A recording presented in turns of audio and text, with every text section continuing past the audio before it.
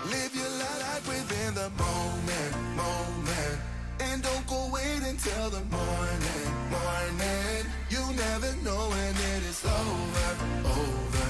All that I know is we'll get over. Bonjour à tous les amis, je suis très heureux de vous retrouver pour ce nouveau podcast en ce jeudi soir. Et nous allons ensemble débriefer sur cette semaine catchesque. Nous allons revenir sur WWE Raw. Nous allons parler du prochain SmackDown avec la suite du tournoi pour le World Heavyweight Championship. Et tout cela avec l'ensemble des chroniqueurs. Et les chroniqueurs qui cette semaine, vous allez le voir, sont extrêmement nombreux. Il y aura premièrement le grand, le légendaire Victor. Salut Victor. Salut Axel, salut Jacques, salut à tout le monde sur Twitch et salut à vous qui regardez en rediff sur YouTube. C'est jeudi, c'est pas Raw, c'est pas SmackDown, c'est le podcast, 21h, vous en avez l'habitude. Ça fait extrêmement plaisir de se retrouver pour parler entre potes, pour parler avec vous sur le chat. Ça fait extrêmement plaisir, donc alors pas de grande actu, mais il y a quand même des sacrés enjeux qui arrivent, notamment autour d'une toute nouvelle ceinture, donc on va en parler, ça va être très intéressant. On est bien d'accord. Il y aura également Jacques avec nous, et qui est d'ailleurs, je le précise, le dernier participant de ce podcast. Oh là là, mais les problèmes techniques, ça va être quelque chose ce soir, ça va être quelque chose, je le sens. Je plaisante.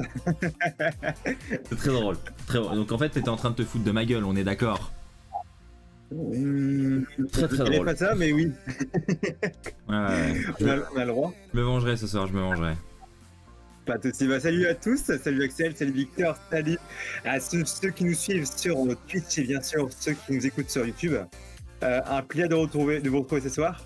J'ai très hâte de parler catch avec vous, et puis c'est vrai, comme disait Victor, il n'y a pas beaucoup d'actualité en ce moment, mais ça n'empêche, il y a de quoi dire avec le tournoi pour le championnat polo. Oh que oui. Et du coup, juste avant de commencer, on est bien d'accord que depuis le début, vous n'aviez pas le retour du son et vous m'avez rien dit. On est d'accord. Vous n'aviez pas de son. Nous on avait le retour, on entendait bien. Et sur le live, c'est vrai que j'ai le live ouvert à côté, on n'entendait pas. Donc c'est uniquement de la... oui, effectivement, c'est possible. Autant pour moi. J'avais juste mis le son de ma console de mixage à 0. Donc forcément, marche beaucoup moins bien. Voilà, pour l'explication. Et tout ça pour la petite manipulation que j'ai faite tout à l'heure pour ajouter la promo de WrestlingBet. Excellente application d'ailleurs, hein, si vous ne connaissez pas WrestlingBet. Une petite application pour faire vos pronostics sur les shows hebdo et les pay-per-view des plus grosses fédérations de catch au monde. Franchement, pas mal, allez faire un petit tour. C'est disponible sur App Store et Play Store. Les amis, je vous propose désormais de passer sans plus attendre à la première catégorie. Juste avant ça, je tiens à remercier Fabiche qui nous a déjà régalé avec une petite animation de The Rock avant que le podcast commence. Merci mon petit Fabiche, je voulais le souligner, et bonsoir à toi. On est donc parti pour la première partie, et j'ai même pas ouvert le... Oh là là là là là, mais qu'est-ce qu'on n'est pas bien ce soir. J'ai même pas ouvert le programme du podcast, c'est bon. On est donc parti pour... le retour sur WWE Raw. C'est parti les amis.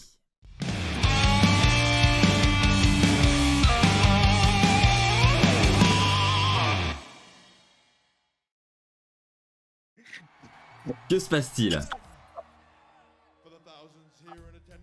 Ah biche.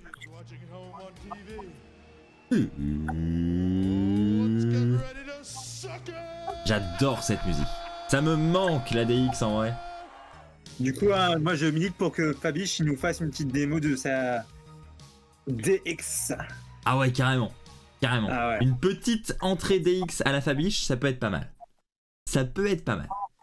On va commencer donc ce retour sur Raw avec l'une des rivalités majeures du côté du show rouge. Une rivalité qui a commencé du côté de Backlash, qui se poursuit visiblement. On a le chapitre 2 cette semaine avec Cody Rhodes qui participait à la première version du tournoi et qui, alors je crois que j'ai mis, ah non j'ai pas mis la photo, le tournoi, donc le premier match c'était, je l'ai plus en tête, c'était Seth Rollins contre Finn Balor contre Cody Rhodes, et durant ce match Cody Rhodes s'est fait démonter par Brock Lesnar. Déjà, première question, est-ce que ce segment, vous ne l'avez pas trouvé un petit peu trop prévisible? On va commencer avec Victor. Un peu, c'est vrai que quand on voyait le finish de Backlash... Oh, mais c'est Jacques. C'est Jacques qui a gagné l'abonnement. Et c'est toujours la bonne musique qui est choisie pour Jacques. À chaque fois, c'est magnifique. Merci. Ouais, hein. Quoi. Ils me connaissent. Hein. Et le pire, c'est que c'est au hasard. Hein. Du coup, pour revenir sur Cody Rhodes, c'est vrai qu'au vu du finish de Backlash, le finish pas un peu bâclé, mais un peu précipité, on se doutait qu'il allait avoir une suite à cette fameuse histoire entre Cody Rhodes et Brock Lesnar. Et ben, on l'a eu pas plus tard que cette semaine à Monday Night Raw, et on se doutait un peu que Cody, ça allait être un peu trop facile pour lui de lui donner le titre poids lourd. Et ça s'est justifié avec déjà de 1, le résultat du match, et de 2, l'intervention de Brock Lesnar. Donc Brock Lesnar qui a littéralement démoli Cody Rhodes, voilà, il a passé à tabac, il a fait tout ce qu'il fallait. Et c'est vrai que c'est un peu prévisible, mais franchement, une rivalité entre Cody Rhodes et Brock Lesnar, c'est une affiche unique. Quand on repense à la situation de ces deux catcheurs, il y a 1 an et demi, 2 ans, c'est plutôt fou. Parce que d'un côté, on avait Brock Lesnar qui est toujours en haut de l'affiche du côté WWE. Il y a 2 ans, on avait un Cody Rhodes qui était du côté de AEW. Je ne sais plus s'il avait le titre TNT, mais je suis pas sûr. Ça fait toujours plaisir de voir Cody Rhodes confronté à des pointures du côté de la WWE. On a eu Seth Rollins en très grande partie lors de sa première année de retour. Ensuite, on a eu un passage avec Roman Reigns. Là, on a un match avec Rollins, Balor et Cody Rhodes. Enfin, franchement, les affiches que Cody Rhodes a, c'est du gâteau. Ça régale, quoi. Ça fait extrêmement plaisir. Et moi, personnellement, ça me dérange pas de voir cette rivalité se prolonger. Et je suis même à militer pour que... Bon, c'est vrai que Night of Champions, c'est la nuit où quasiment tous les titres seront défendus. Mais voilà, un chapitre de Cody Rhodes Brock Lesnar, ce serait pas pour me déplaire. Je tiens quand même, avant que Jacques prenne la parole, à souligner que on s'est tous viandés sur le match Triple Menace. Ça montre à quel point ça nous a marqué quand même, hein, parce que ce n'était absolument pas cette affiche-là. Hein. Seth Rollins c'était dans le match avec Nakamura et Damien Priest, et non pas avec Finn Balor et Cody Rhodes. Donc rien à voir. Mais sinon, vous regardez le podcast et on est calé et on sait de quoi on parle, les amis, vous inquiétez pas. Non, mais là, on s'est un peu viandé. Petite confusion. Vas-y, Jacques. Jacques, je suis sûr, allait relever l'erreur. Bah, avant que tu me coupes la parole, effectivement, j'allais le rappeler, parce que je trouve ça inadmissible de parler comme ça du show. Alors que, ouais. Bon, enfin bref, passons. Du coup, moi, oui, j'ai trouvé ça pas forcément prévisible. Voilà, parce que je ne m'attendais pas à voir Brock Lesnar de retour aussitôt. Souvent, on est habitué à voir Brock Lesnar sur un show, un pay-per-view en l'occurrence, et catcher, et plus le revoir avant peut-être 2-3 semaines, etc. Mais c'est vrai que cette année, il est fort présent. Il a fait quasiment tous les shows de cette année. Donc je trouve que c'était limite un record depuis un bon moment. Le fait de le revoir aussitôt, bah moi j'étais vraiment sur le cul, on va dire, entre guillemets. Certes, c'était prévisible pour certains, voilà, je n'en doute pas, hein. Mais pour moi, j'ai vraiment marché à plein dedans, quoi. Et aussi par le fait que Cody Rhodes était tellement investi dans son match. Quand tu vois Cody Rhodes, il a la haine, il a la rage en fait de gagner. Il a fait ses crossroads, il a la haine. Il avait envie de gagner et il a fait ses plusieurs crossroads. Et c'est vrai que la dernière fois qu'il l'a fait, c'était contre Roman Reigns à Mania. Et le fait qu'il le sorte là, il me suivit dans ma tête. Et voilà, il fait son enchaînement de finisher pour se dire, attends, j'ai la rage, je veux gagner ma ceinture. Et du coup, j'y croyais. Je me dis, à tout moment là, il va nous faire un match vraiment d'enfer où il va vraiment dégommer tout le monde. Donc les crossroads sur le Miz, etc. Et gagner sa place face à Rollins. Je me suis vraiment dit ça. Et au final, Brock Lesnar qui intervient, qui sort de la storyline éphémère entre guillemets avec le titre en l'occurrence, et je trouve ça bien. Au moins, Cody Rhodes il perd pas en crédibilité. Hein, c'est ce que je pense aussi avec Brian aussi qui le disait dans le chat. Au moins, tu vois, tu décrédibilises pas Cody Rhodes, et en même temps, tu fais continuer l'histoire de Cody Rhodes avec Brock Lesnar sur le côté pour un match, bah du coup à Night of Champions. Donc c'est très très bien. Très très bonne analyse, Jacques. Je suis entièrement d'accord avec toi. Je trouve que c'est une belle manière d'écarter Cody Rhodes de ce tournoi. à vrai dire, on ne pouvait pas écarter Cody Rhodes du tournoi, ne pas le mettre à l'intérieur. Et ils ont trouvé le moyen de le retirer, de le faire perdre de ce tournoi sans le décrédibiliser. Et ça, effectivement, c'est une très bonne chose.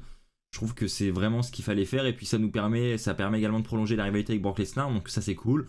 On attend, évidemment, je pense que vous allez être d'accord, ça va être ma prochaine question, une petite stipulation, un petit plus par rapport au match de Backlash. On a vu que le match s'est terminé avec un petit peu de violence. On a eu un petit peu de sang, même pas mal de sang de Brock Lesnar. Donc... forcément, on s'attend à un match encore plus violent, avec une revanche plus violente du côté de Night of Champions. Quelle stipulation, selon vous, pourrait être ajoutée? Est-ce qu'il y aura une stipulation déjà pour commencer? Peut-être qu'on aura un match simple et peut-être que c'est votre avis. Jacques, Oui. du coup, je te laisse commencer. Un collier match. Un quoi? Comme à la WWE avec CM Punk contre MJF avec un collier match. Ah oui, Log collar match. c'est ça. Ouais. Non, en vrai, je sais pas moi, un street fight, ça peut être sympa, un match en cage aussi. Donc je sais pas. Je pense à un truc violent, vu la tournure de la rivalité, où c'est vraiment que de la baston et du sang au dernier match. Je pense qu'on est bien parti pour un match, voilà, avec des armes. Donc je sais pas quoi d'autre, mais je pense bien à un match, un street fight, très bien, ou un false count anywhere. Moi, je vais rejoindre ce qu'a dit Jacques. Donc, réalistiquement, je pense ça va être un false count anywhere, histoire d'aller un peu dans la foule. Voilà, on en profite parce qu'on est, on va dire, hors du territoire américain. Mais si j'étais booker à la WWE, si j'aime le risque, bah, je fais un first blood match. Le premier qui saigne, enfin le premier qui fait saigner son adversaire, a gagné. Et franchement, c'est une stipulation qu'on n'a pas vue depuis extrêmement longtemps. On sait que dans les matchs de Cody Rhodes, historiquement, depuis qu'il s'est refait un nom du côté de la ROH, du circuit indépendant, il y a beaucoup de matchs où il a eu du sang, notamment le match contre son frère Dustin Rhodes du côté de la EW. Et franchement, moi, si je vois un first blood match entre Cody Rhodes et Brock Lesnar, je serais fou, quoi. Je kifferais. Et tu penses vraiment qu'ils en sont capables de le ramener? Parce que c'est quand même... Non, je pense qu'ils en sont pas capables. toujours Pete Je pense Guerra, que ça va trop loin et que c'est pas trop adapté aux produits d'aujourd'hui. Ouais, malheureusement, ouais, je pense pas. Même si c'est très bien, mais. Ouais, non, j'y crois pas trop non plus. Après, je rejoins sur les stipulations qui ont été citées, hein, le petit street fight, un petit false count anywhere, un match en cage. En vrai, j'avoue que après on en a déjà eu un il y a pas longtemps, donc ça me paraît peu probable quand même. Mais le Hell in a Cell, Cody Rhodes, Lesnar, revoir Lesnar dans un Hell in a Cell match, je me dis ça peut vraiment être pas mal. Et Triple H avait dit d'ailleurs, hein, qu'il voulait ramener cette stipulation uniquement en cas de besoin, etc. Alors peut-être que ce ne sera pas à Night of Champions, c'est peut-être qu'il y aura un épisode 3 dans cette rivalité et que ce sera à ce moment-là Je pense un peu tôt. qu'ils concluront. Imaginez, oh là, Jacques il va mettre la hype à Victor. Et maintenant il ne va avoir que ça en tête. Déjà que Roman Reigns visiblement désormais est annoncé pour Money in the Bank.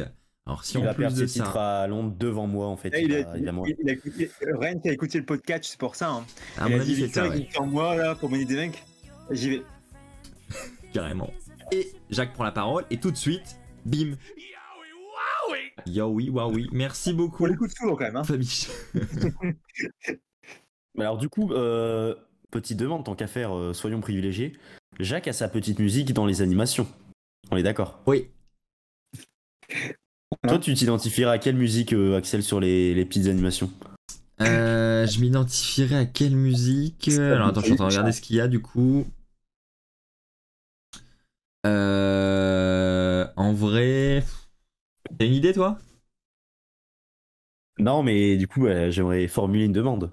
Il faut que ton choix sera fait. Du coup, je vais dire Randy Orton. J'aime bien Orton. Allez. Et pourquoi on n'ajouterait pas celle de Jeff Hardy, par exemple? Ah bah on pourrait. Totalement. Une musique par chroniqueur. Comme ça, on sait que dès que la personne déclenche l'animation, c'est pour le chroniqueur, quoi. C'est cadeau. Et toi, Voilà, petit... et donc toi, tu choisis Jeff Hardy. Bien sûr. Et il y a l'animation de Jeff Hardy? Pas encore. Voilà. Faut la faire. Hein. Merci Victor. Non mais y a pas de problème. Voilà. Mais ouais, très bien. Je vais y travailler, Victor. Ce week-end, je vais y travailler fort. Super. Avant Money in the Bank, ça me va. Comment ça? Tu crois que ça peut prendre du temps, c'est ça? Non, mais Tu me connais déjà il bien. va tellement se passer de choses. Roman Ouais, Reigns ouais. va perdre son titre devant nous. Là, c'est toi ou c'est Jacques qui nous a annoncé un Hell in a Cell ou un match en cage entre Cody Rhodes et Brock Lesnar. Nous deux. On va avoir le droit à un cash-in.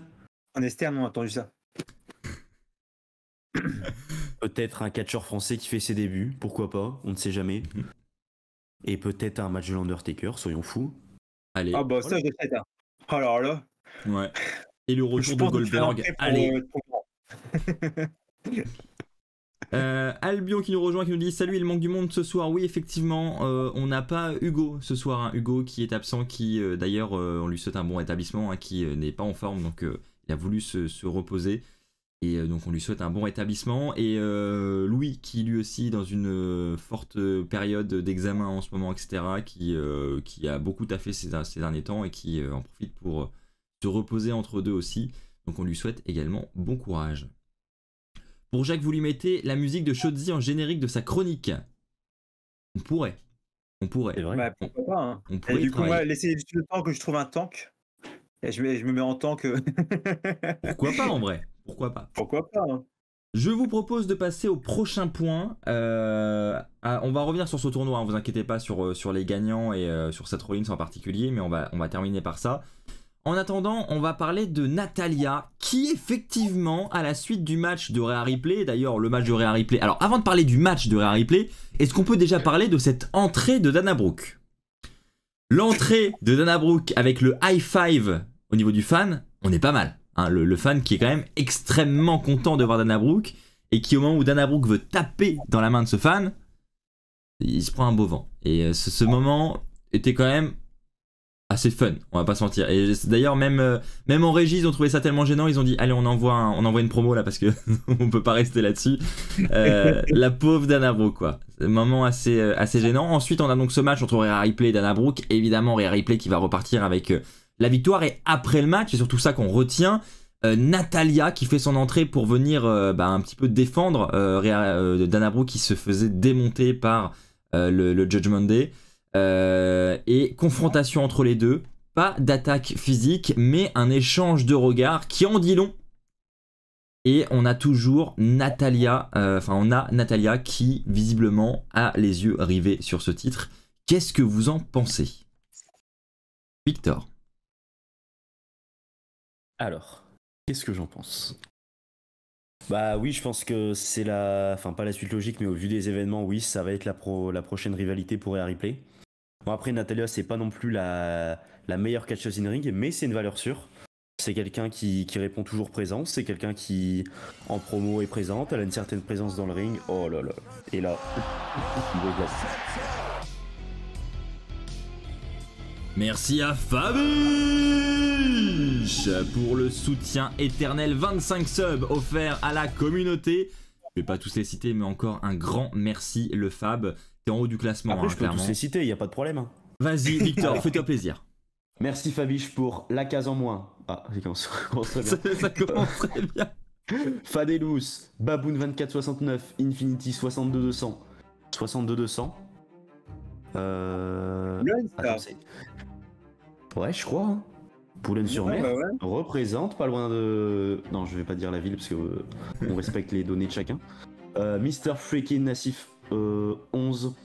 Zareldan 027. Docteur Yomayo 1. Mimila 31. Jérém D59. Encore un nordiste, hein, on est là. XX Eled H Wen X. Ah, tu lis tout, toi. Vince LPZ. Pata Muffin. Excellent pseudo. Julie Brooks. Mika du 74 800. Je ne sais pas où c'est. 7-4, je crois que c'est région parisienne. GHI 78 GHI. Ou J78J. Geoffrey 568. Arziandia, qu'on a vu du côté de WWE Paris. 06 72 00 Dom. Sushi One Kenobi, qu'on a vu à Paris et qu'on salue. Dylan avec 2Y, très important. 1995, donc qui a à peu près 28 ans, 27 ans. Martinez MS, Martinez, je pense que c'est un hispanique. Kakmi 3, pseudo, je sais pas, le pseudo il a l'air bizarre. Guy Zeman, et non pas Griezmann. Et pour finir, N Drake 14. Voilà. Merci Fabiche. Merci à tous hein, pour cette émission. Voilà, c'est ça, c'est Excusez-moi, ainsi que se termine ce podcast. 74 c'est Haute-Savoie. Je suis vraiment désolé. Parce que je me suis dit c'est proche de 7,5. Donc ça va être forcément région parisienne. Excusez-moi les Hauts-Savoyards. Pour terminer, Pardonnez-moi s'il vous plaît. Oui. merci Fabiche. Voilà, je voulais le faire sur le donk de la musique, mais bon, on va dire que ça le fera quand même. Mais merci à Victor qui a cité tout le monde hein, sur le chat là, donc ça fait extrêmement plaisir. Et il Et ne tu sait sais quoi, pas. j'ai envie de m'y tenir. Ah ouais. À À chaque chaque don, à chaque fois, peu importe le nombre, enfin ce sera surtout dès qu'il y a un subgift. Parce qu'il faut vraiment que, tu vois, on décrypte un peu le pseudo. S'il y a des numéros, on essaie de comprendre pourquoi. Et du coup, je me tiens à chaque subgift d'essayer de trouver l'origine du pseudo, les chiffres, leur signification. Et j'espère que la personne répondra. En disant oui, c'est bien ça, ou alors non, t'es à côté de la plaque. Voilà, c'est fait. Ça veut quand même C'est dire signé. qu'à tout moment, à partir de maintenant, les podcasts se terminent après minuit, 2h du matin. On ne sait pas. Voilà, à tout moment. C'est le divertissement. C'est ça. C'est Que durée. de l'entertainment, comme disent les gens. J'ai cru que t'allais dire c'est un match de taker quoi. Ça fait durer 30 secondes que une demi-heure. Voilà, c'est vrai. Ça aurait pu marcher aussi.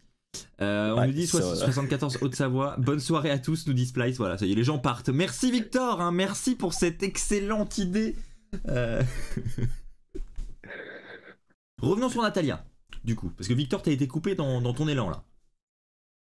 Bah Natalia, ouais, j'ai dit valeur sûre. Bon, c'est pas la meilleure dans le ring, mais elle fait toujours plaisir à voir. Parce qu'elle a une certaine, voilà, elle a une certaine legacy, elle a entre guillemets un très grand nom de famille, elle a un très grand héritage. Du coup, sur ce, je laisse la parole à Jacques. Vas-y, Jacques. Alors là, la rivalité, je m'en fous, mais un point. Oh ah oui, ça c'est. En vrai, Natalia, ça va, c'est sympa. Elle a le ring, elle sait faire des bons matchs. Hein, dédicace à Hugo. Elle fait des bons matchs. Elle a les bons micros. Enfin, avec Natalia, tu pars sur une valeur sûre. Mais par contre, niveau crédibilité en ce moment, à l'avoir affronté Rhea Ripley, je pense pas que Rhea Ripley, elle a autant galéré depuis le Rumble à voilà, avoir son star power, à avoir ses fans voilà, derrière elle et à créer ces moments avec ses fans pour qu'elle perde la ceinture là prochainement face surtout à Natalia quoi. Je pense que si jamais elle perd une ceinture, c'est face à une ancienne championne autre que Natalia à la rigueur ou vraiment une petite nouvelle qui vient de débuter qu'il faut marquer le push.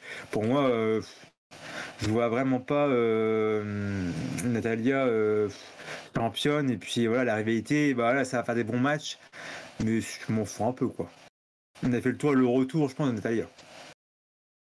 Après, honnêtement, comment dire, personne s'attend à ce que Natalia gagne. Hein, faut être honnête. Hein. Ah bah oui. Il y a vraiment zéro chance. Ça sent vraiment le challenger de transition avant de construire quelqu'un. Ouais. Allez hop, on fait appel à une valeur sûre comme tu l'as dit. Une petite Natalia, hop, petit bouche-trou quoi. Mamie. En vrai. Mamie Nati, elle est là. Ça peut être Mamie Nati contre Mamie. Hein. Mamie Nati. Ça fait tellement marque de yaourt, je trouve. Retrouver les Mamie Nati. Je veux que quelqu'un me fasse le montage sur Twitter, s'il vous plaît. Les Mamie Nati. Voilà. Mamie Nova en Mamie Nati. Voilà, exactement. Celui qui nous fait le montage sur Twitter ce soir. On l'affiche la semaine prochaine. Non, on l'affiche ce soir, tu rigoles. On l'affiche ce soir. Allez, on vous lance un petit challenge, les amis. Je vous rejoins hein, pour donner clairement mon avis. Voilà, Natalia, challengeuse de transition. Maintenant, voilà, Natalia, mine de rien, vous l'avez dit, c'est une valeur sûre. Ça va quand même offrir une bonne rivalité, je pense. C'est quelqu'un d'assez populaire et ça va bien mettre en avant Rhea Ripley également. Donc non, moi je suis pas contre. Maintenant, hyper prévisible, quoi. C'est ce qu'on va pouvoir reprocher, je pense, à ce match lorsqu'il aura lieu. Je vous propose maintenant... Ah si, un autre point que je voulais absolument aborder avec vous parce que c'était personnellement l'une de mes attentes majeures pour ce show, c'était comment vont-ils faire avec ce titre féminin de SmackDown qui se retrouve du côté d'Euro et on a zéro réponse. Et ça, c'était ma grosse frustration de cet épisode d'Euro. C'est-à-dire que je m'attendais à avoir du changement un peu sur... on parlait d'un nouveau logo, on parlait du changement de couleur des cordes, enfin ça c'est du détail, mais peut-être même un nouveau stage, un nouveau décor. On n'a rien eu de tout ça. Et pour le moment, entre l'euro d'avant et d'après draft, on a exactement le même produit, la même chose. Et je trouve ça tellement dommage. Et voilà, donc on a Rhea Ripley qui arrive en tant que championne de SmackDown. On la présente comme la championne féminine de SmackDown au micro. Elle est du côté de Raw et ça pose pas de problème, quoi. Donc je pense que ça aurait été bien parce que je pense qu'ils ont forcément des plans en tête, il va forcément se passer quelque chose dans les semaines à venir, mais je pense que ça aurait été bien qu'ils évoquent le sujet dès cette semaine, parce que là, bah du coup, ça fait un peu bizarre. Je sais pas ce que vous en pensez.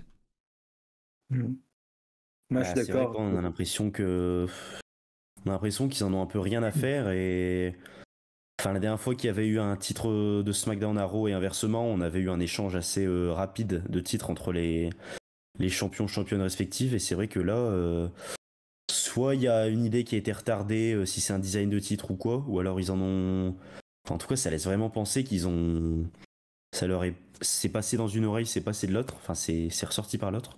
La phrase était bancale de ouf.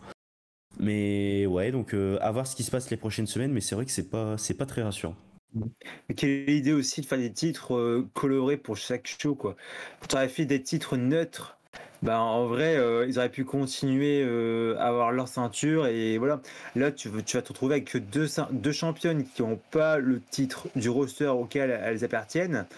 Et en plus de ça, ça va être un bordel monstre aussi pour les nombres de jours en palmarès. Enfin, je veux dire, va expliquer le changement de palmarès. Tu vois, un mec qui va quitter peut-être, enfin, qui va arrêter de suivre du catch pendant peut-être 1 mois ou 2 mois.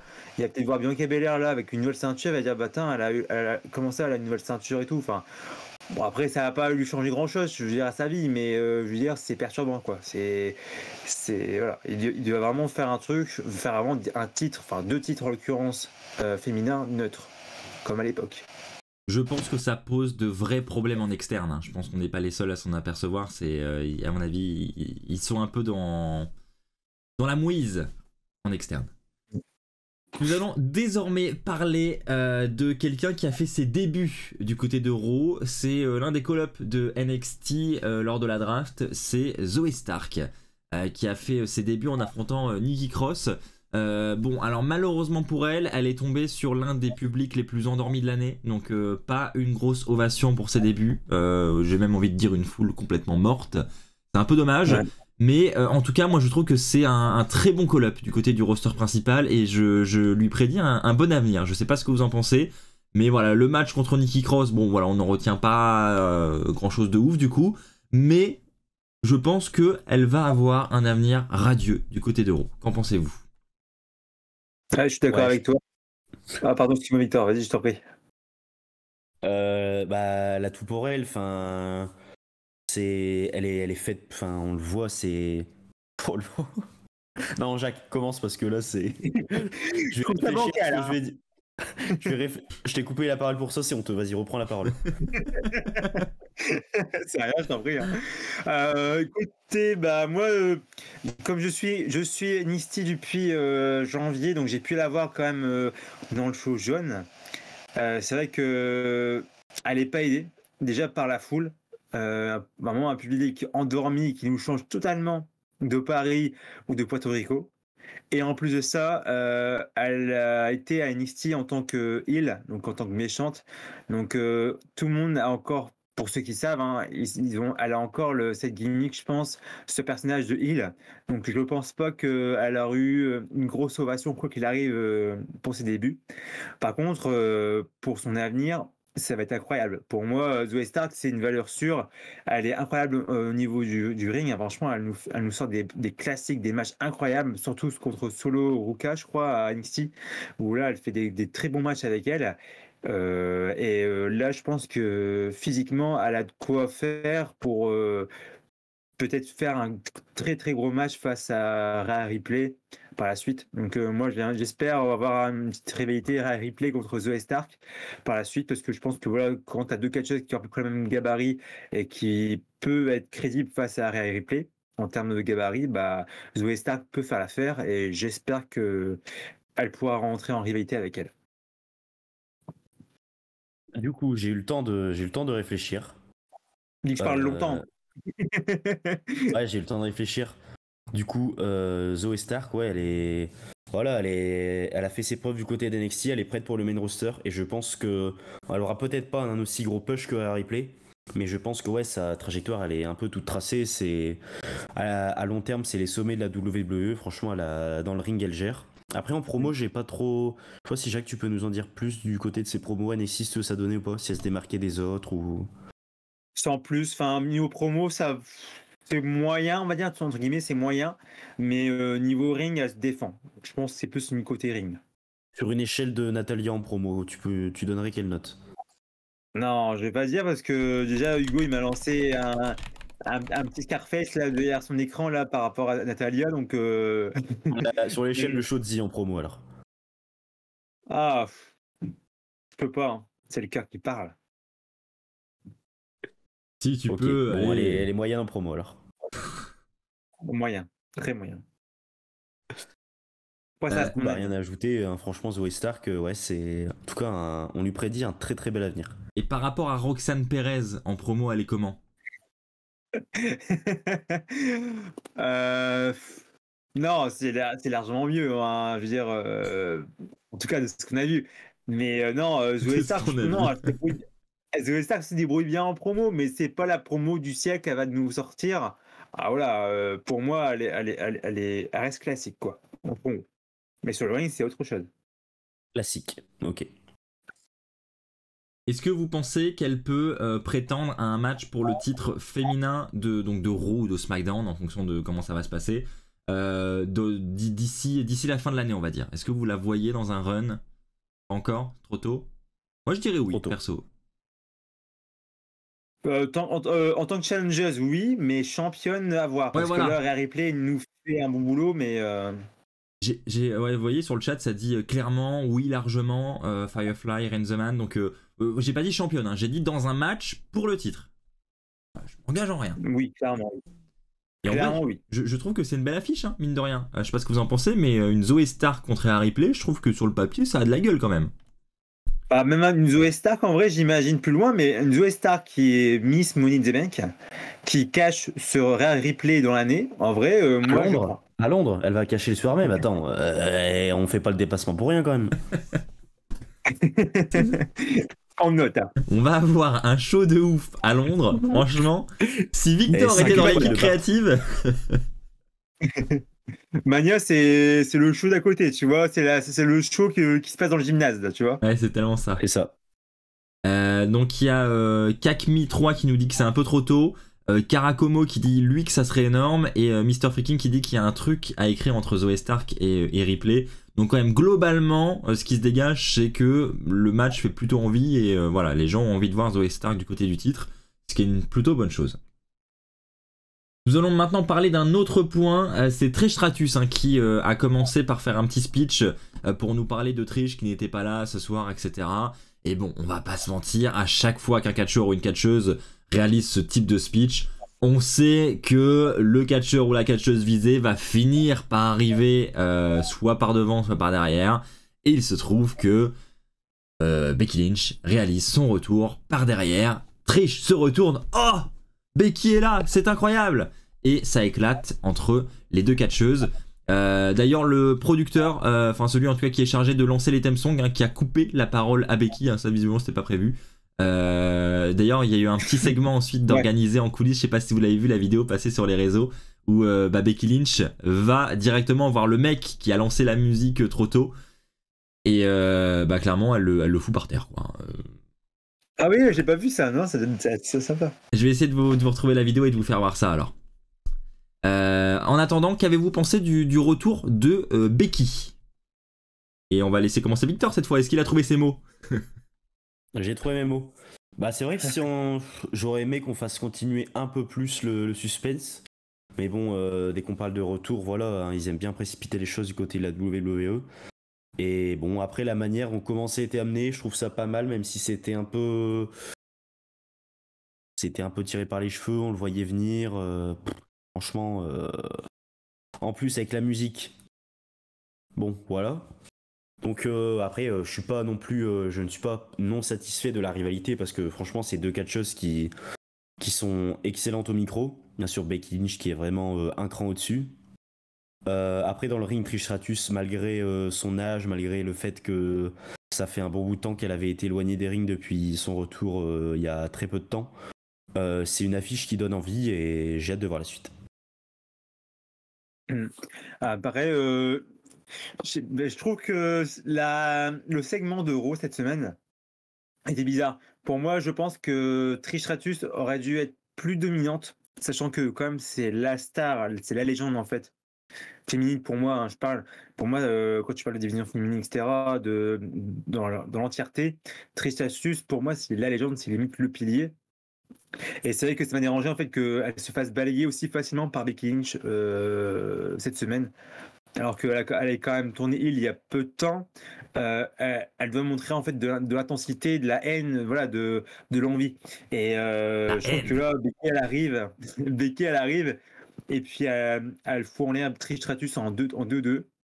Je trouve qu'ils auraient pu faire un fight et puis voir Trish Stratus sortir grande en fait de cela et voir le visage peut-être de Becky qui se dit putain, j'ai jamais réussi à battre en fait cette légende en fait. Elle m'a fait ça et j'ai pas réussi à surmonter ce qu'elle m'a fait et j'ai pas réussi à me venger. Donc j'aurais préféré qu'il tourne cette storyline vers voilà cet angle-là que voir Becky Lynch revenir d'un coup, mettre KO Stratus. Après, je sais pas, Night of Champions, ce qu'on va avoir comme match. Je pense que le match va avoir lieu à Night of Champions, mais je sais pas qui peut gagner, quoi. Je pense que Becky va gagner, mais ce serait dommage, quoi. Ton il triche pour si peu, en fait. Ça fait chier, quoi. Ouais, à voir. Je pense qu'il faut peut-être attendre de voir quand même ce que ça peut donner, parce que pour l'instant, en fait, on n'a pas vu grand-chose du heel turn de Trish. Il n'y a pas eu vraiment de confrontation, enfin...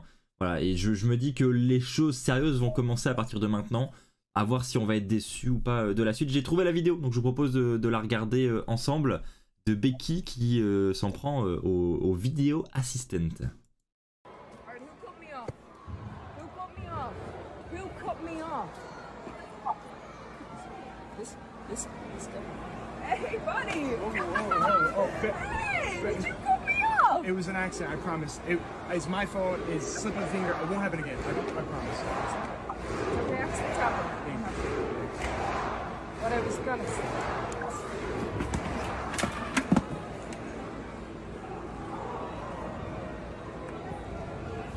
Mais ils vont bien. Très très bon selling, Ouais, franchement, exactement. la chute dans le fauteuil, pas mal. Hein. Bon, ça a été répété avant, on va pas se mentir, clairement ça se voit Derrière. que c'était pas la première prise. Mais ouais, j'ai trouvé ça fun. C'est donc Becky Lynch qui a publié ça sur son compte Instagram. Est-ce que les gars, vous avez quelque chose à ajouter sur ce point concernant Becky Lynch et Trish Stratus? De mon côté, j'ai rien d'autre à... Non plus. Non, dire. rien d'autre. Après, le segment était un peu chiant, quoi. Je trouve qu'il n'était pas ouf pour un segment enfin, un mot de triche, quoi. Mais Je suis totalement d'accord avec vous. Dans ce cas, on va parler de le tournoi. Voilà, c'était le fil rouge de cette soirée du côté de Raw. Donc on a parlé tout à l'heure du premier match entre Finn Balor, Cody Rhodes et The Miz. Donc Cody Rhodes qui a été attaqué par Brock Lesnar. C'est Finn Balor qui a remporté ce premier match triple menace. Ensuite, nous avons eu Shinsuke Nakamura contre Rollins contre Damien Priest.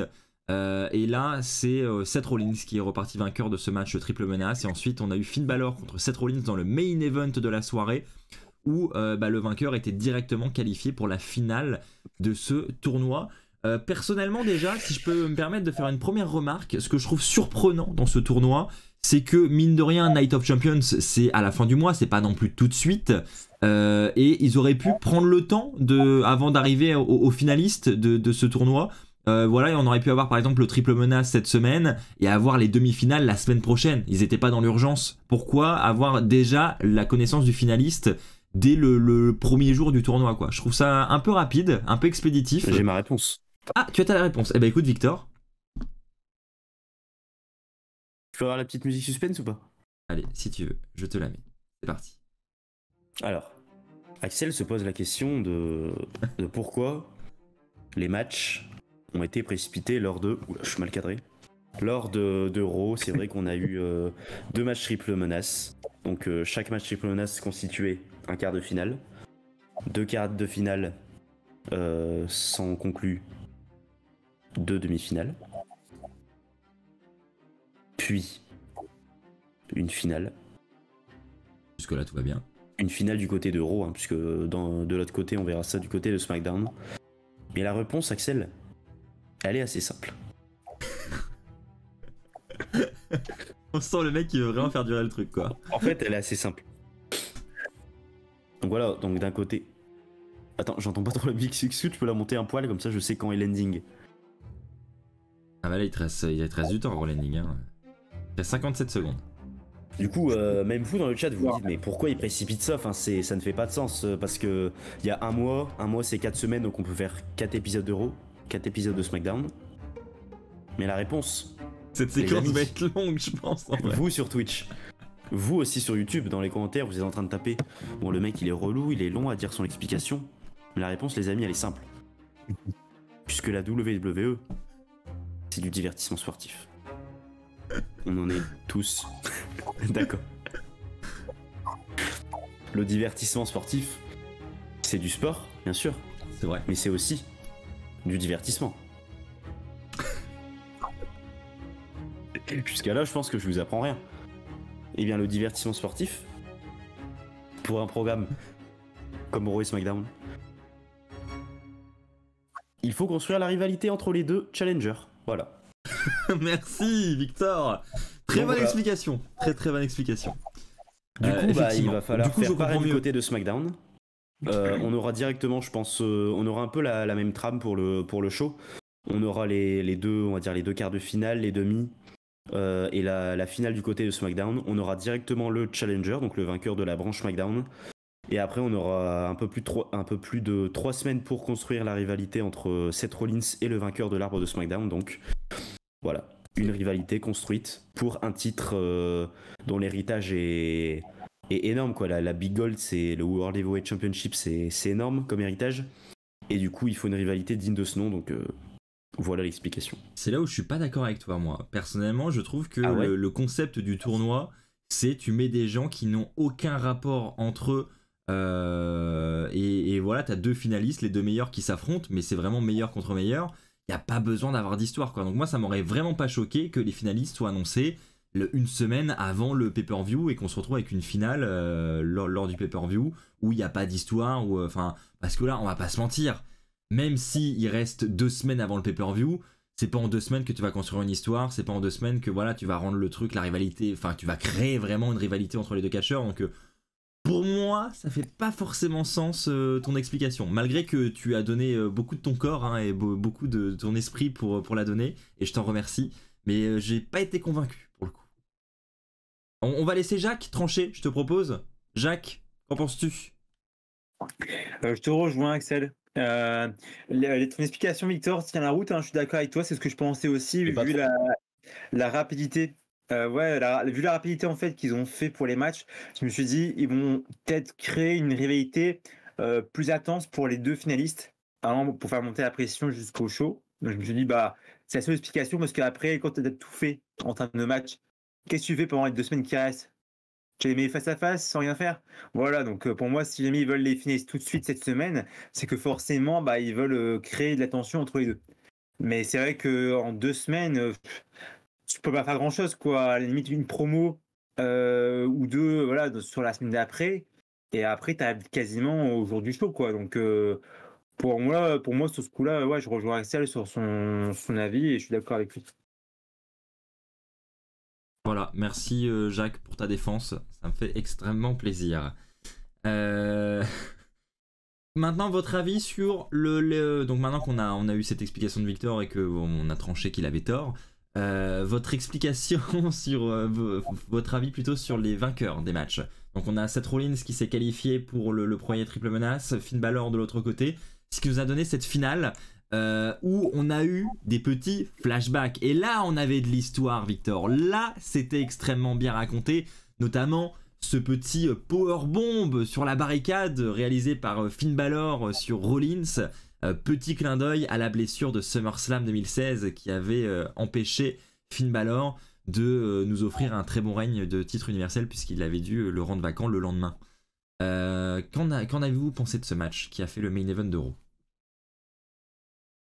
Un match à la hauteur des participants. Très très bon. Une histoire qui 7 ans après se poursuit.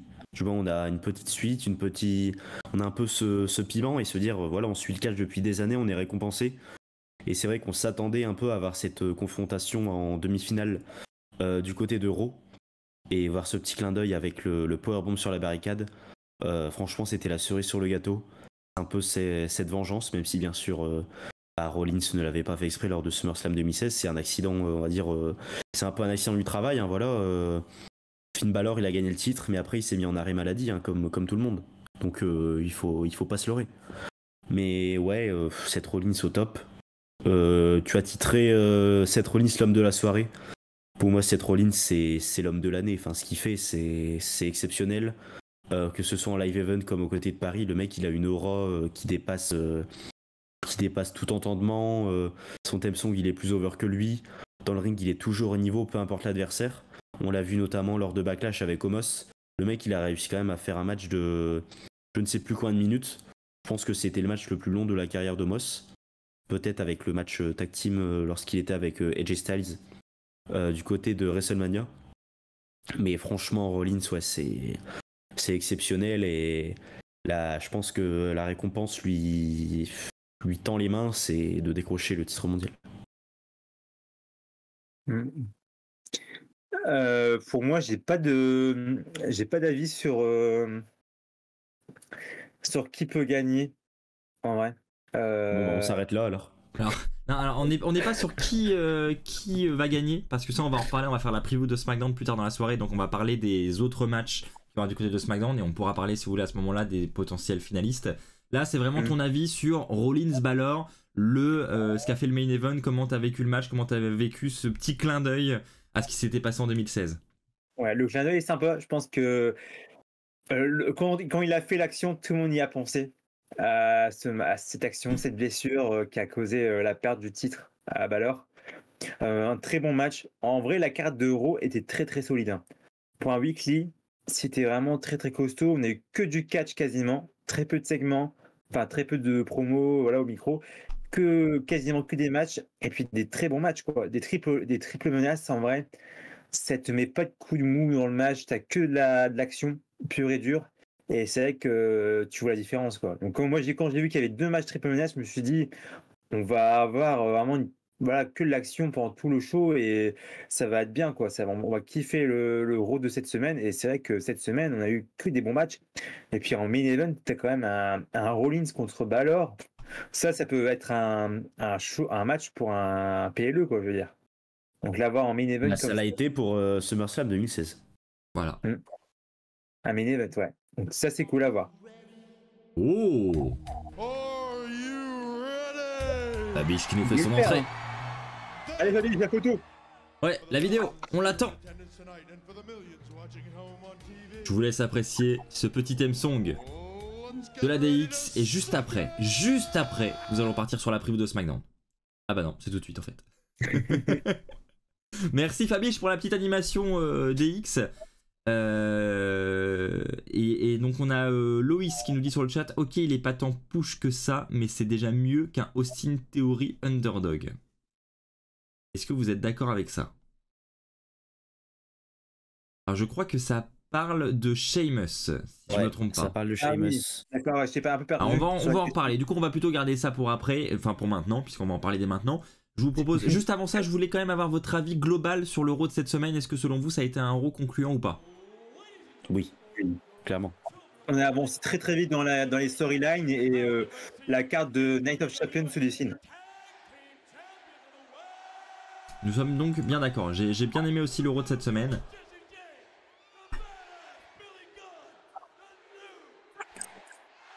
Alors par contre je ne sais pas du tout d'où sort cette animation. Mais en tout cas merci beaucoup. On est d'accord que là on n'a rien vu passer. C'est pas la... Peut-être que le thème de la DX il est long et ça embraye sur New Age Outlaws. Non, je sais pas. Ah non, pas du tout, non. Non. Ok. Mais en fait, mystère. Hein. Je peux savoir. Fabiche dit que c'est lui. Ah non, c'est Fabiche. C'est Fabiche qui a demandé à jouer la musique des New Age Outlaws pour 500 bits. Donc merci Fabiche. Il y a New Age Outlaws et il n'y a pas de Jeff Hardy quoi. C'est dingue. Non, il n'y a pas de Jeff Hardy encore. Mais Il y en a d'autres des pas mal, des animations. Ouais, mais on Pas va dire. encore. Ça fait plaisir. Ouais, et Et les comics aussi. je trouve ça dommage que t'aies pas choisi quelqu'un d'autre que Jeff Hardy quand même, Victor, parce que bon, il y avait quand même du choix, quoi. Et t'as quand même trouvé le mec qui n'avait pas son animation, quoi. Excuse-moi, mais. Bah non, mais c'était fait exprès, puisque chacun a un peu son catcheur, même si Jacques n'a pas Shotzi, dans les dans les petits theme songs, donc c'est pas grave. Mais t'avais du Brock Lesnar aussi, toi qui es un grand fan de Brock Lesnar. Alors je respecte l'athlète, je respecte l'homme, mais Il y avait du Goldberg. j'aime aussi. de bi. Même Biggie. Il y est pas, Biggie, arrête. Oh, Bon. ça y est. Il y a des failles. On passe sur la preview de SmackDown ou pas là les gens Oui, attendent. oui, oui, on passe sur la preview de SmackDown parce qu'en plus on va se faire engueuler par Victor, donc là on perd pas de temps et ça part tout de suite maintenant. Là on a vraiment pas le temps.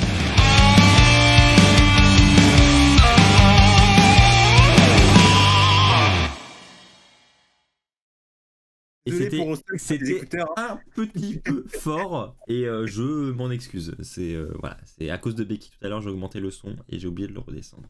Oh là là. Désolé les amis, pour ceux qui sont encore avec nous, qui ont encore de l'audition, nous allons donc parler de cette première tête d'affiche et honnêtement, alors je sais pas vous mais moi ça me fait un petit effet Génération Catch Attack. Alors certes, AJ C'est Styles vrai. n'était pas encore là à l'époque, mais regardez-moi cette affiche.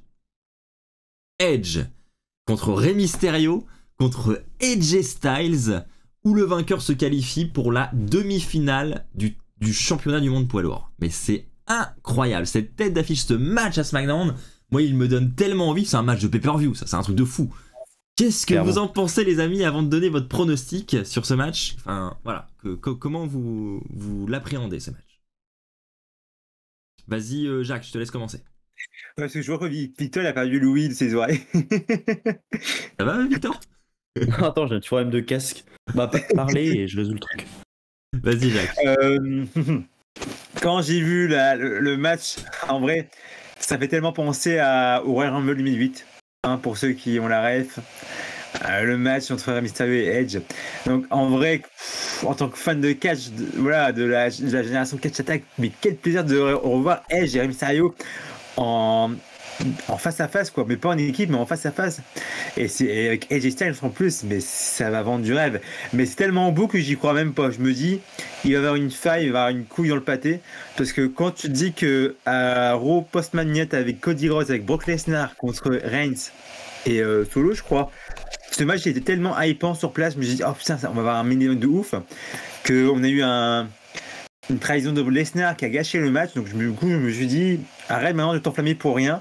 Des matchs comme ça en weekly, c'est chaud à avoir. Donc le fait de l'avoir là cette semaine, un match comme ça, je me suis dit pourvu qu'on l'ait. Et en vrai, ça va être incroyable. Pour moi, j'espère que c'est ce match-là qui va clôturer SmackDown et non pas Roman Reigns avec son retour. J'espère que ce sera ce match-là et j'espère surtout que Edge gagne. Je parle du cœur parce que je pense que ça va peut-être, normalement, je pense que ça sera peut-être théorie qui l'apporterait, mais là j'espère que c'est Edge, quoi. Voir Edge Rollins pour la ceinture poids lourd, ça rappelle tellement de bons souvenirs en vrai. Vas-y Victor, est-ce qu'on t'a retrouvé? Ouais, on m'a retrouvé. Oh non, pas le casque, visiblement. Bon, c'est pas grave, ça me perturbe que dans les oreilles. Mais du coup, pour être plus sérieux, Edge, franchement, c'est le catcheur qu'il faut mettre en avant. Rey Mysterio, c'est vrai qu'il a... Bon, il a son ancienneté qui parle, mais c'est plus trop l'époque pour le push. AJ Styles, il gagne plus trop de matchs. Je pense que ouais. Comme Jacques, j'ai envie de voir Edge aller loin dans le tournoi, donc je mets une petite pièce sur Edge. Et je vais dire ça, mais Shotzi dans Quel est le rapport en vrai? Alors c'est l'objectif de Jacques, c'est de placer Shotzi quelque part dans le podcast chaque semaine. Dans tous les cas, on n'oublie pas. Et Elle je est pas disais morte hein, pour info quand même. T'es pas obligé de regarder le ciel quand t'en parles hein. Non, mais c'est pour voir les States. Ouais c'est ça, les States sont là. Mais pour vous dire que pour ceux qui n'ont pas suivi WWE The Pump cette semaine, Shotzi a donné son avis sur les matchs de cette semaine et elle voit Edge l'emporter et Edge remporter aussi la demi-finale pour affronter Rollins. Donc pour elle, c'est Edge jusqu'au bout. D'accord. Je vous rejoins. J'aimerais bien voir Edge remporter ce match. J'avoue que mon prono, moi, comme ça, instinctivement, irait du côté de AJ Styles. Maintenant, depuis que j'ai vu la vidéo qui a été lâchée par Edge sur les réseaux, j'avoue que ça me dissuade un peu. Et c'est vrai qu'un Edge champion du monde poids lourd, avant un départ en retraite, ça me botte pas mal. Je vais vous montrer de quelle vidéo je parle parce que vous l'avez peut-être pas tous vue. Je vous propose qu'on la regarde ensemble dès maintenant. Voici ce que Edge nous a dit sur les réseaux et on remercie Univers Catch pour la traduction.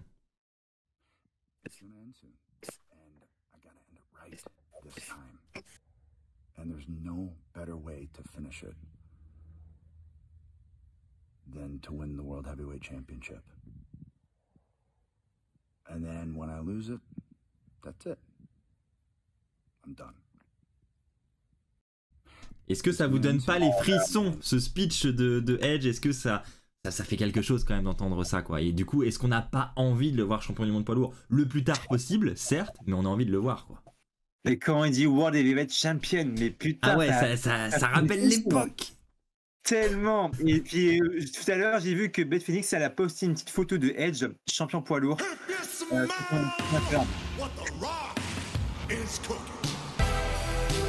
Et on remercie Clément la Terreur pour son don et son abonnement Prime surtout.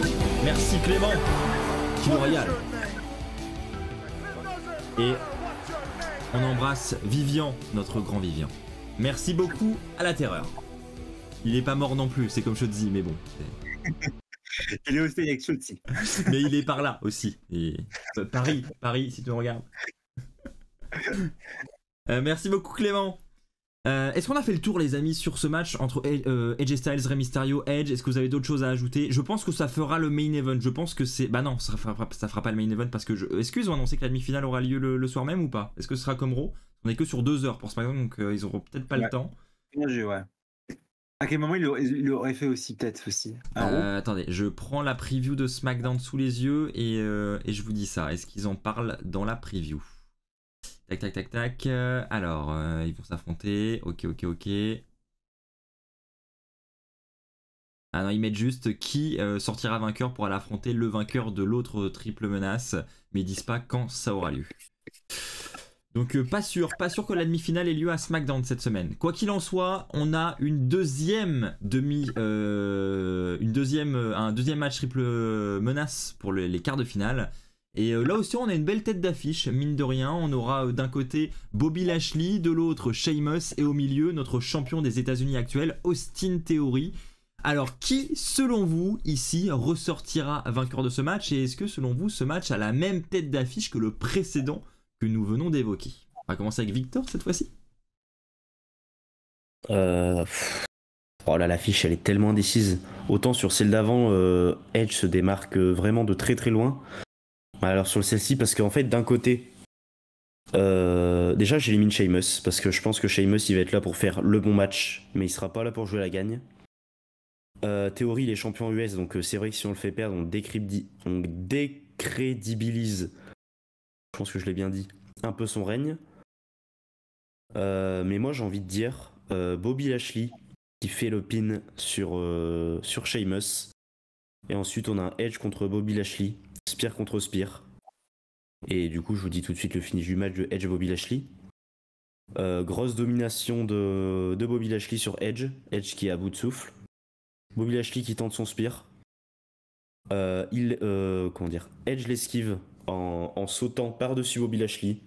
Je le fais bien en plus. Et là, il va dans les cordes, Edge. Spear sur Bobby Lashley. Il se dit, un Spear, c'est bien, mais on est quand même sur Bobby Lashley. On est quand même sur un catcheur au physique assez énorme. Il en fait un deuxième. Pour le compte de 1, 2, 3. Victoire d'Edge. C'était Théorie. moi les réactions de Jacques me fument à chaque fois. C'est... Ok. il y a jamais... Zéro réaction. Alors Jacques... Comment peux-tu rebondir derrière? Je sens que tu as un contre-scénario, donc on l'écoute à ton tour. N'hésite pas à mimer avec la aussi. Musique. Ça mérite sa musique. La musique de suspense? Allez, je vous la mets. Jacques, je te regarde. Alors, pour moi, le premier triple menace, le vainqueur est Edge. Edge qui l'emporte, la foule en liesse. Tout le monde se rappelle de son ancien titre poids lourd. Grosse ovation pour Edge. Dans le second match, triple menace, Austin Theory l'emporte. Il est l'élu. Il a déjà un titre. Il part pour le deuxième titre. Et du coup, on a une demi-finale avec Edge contre Theory. Et là, Theory l'emporte. Et là, il s'en va affronter Rollins à Night of Champion avec un background. Un background composé d'une victoire sur John Cena, une victoire sur Edge, qui pourrait l'arrêter. Une réponse à Night of Champion. Alors, tu sais que le concept, c'est quand même d'attendre la fin de la musique. Que là, du coup, bah, Après, elle est très longue. Hein. Pour l'avoir fait, elle est très très longue cette musique. Il reste 50 secondes. Ça se fait. Ok, Donc c'est Edge, parti. il a battu Edge, il a battu Cena. Ensuite, Il part sur la finale. Du coup, match incroyable entre Theory et Rollins. Et là, c'est la réponse fatidique. Qui l'emporte? bien sûr, c'est la question que je me pose. J'essaie de que tout trouver le un monde se gagnant. pose. J'ai envie de dire. Theory tente. Il prend la ceinture pour attaquer Rollins. Rollins Ok. le compte, pas derrière. Il fait son curve. Le stomp. Le compte. 1, 2. Il se relève. Il se relève. Et là, il continue. Il continue le match. Et là, Theory fait son finisher.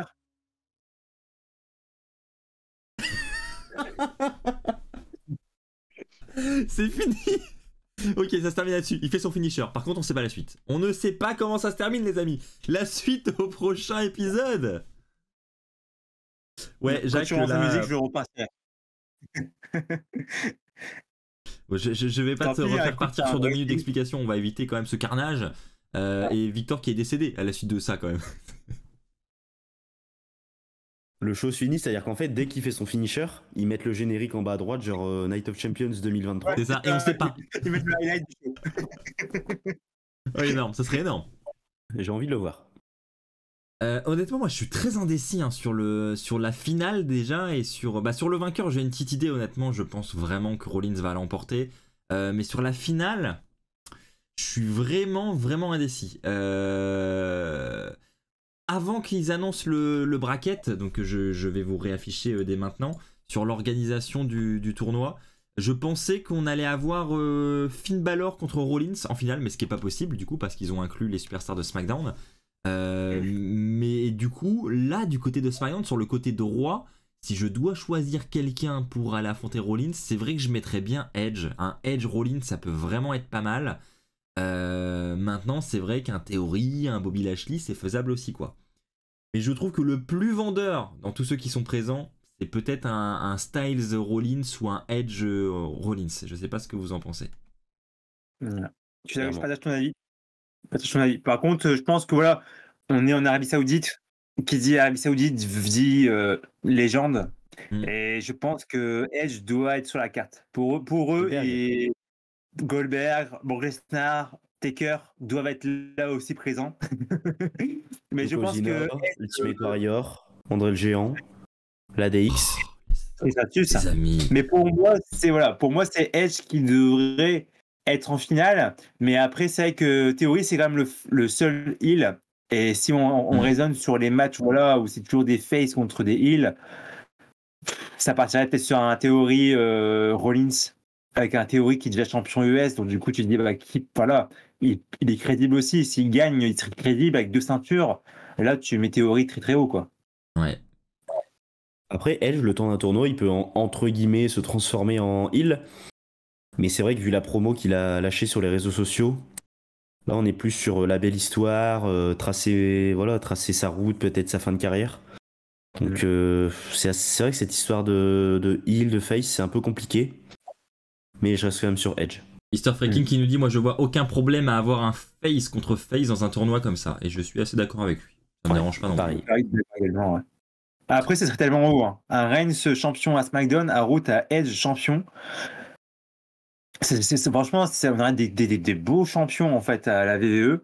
Et pourquoi pas peut-être à la fin de l'année au Survivor ou peut-être à Mania prochain. voir un champion contre champion, je sais que voilà, vous allez dire non, non, non, non. Et Oui, voilà, si, je suis si. avec vous, hein. Mania 40, Et- vas-y, dis-nous en plus sur la carte de Mania 40. On des unifie les infos titres, externes, oui, ouais. enfin. En décembre, on m'a dit qu'il y a peut-être un plan prévu entre Edge, champion poids lourd, face à Roman Reigns pour l'unification des titres, les 3 titres en un.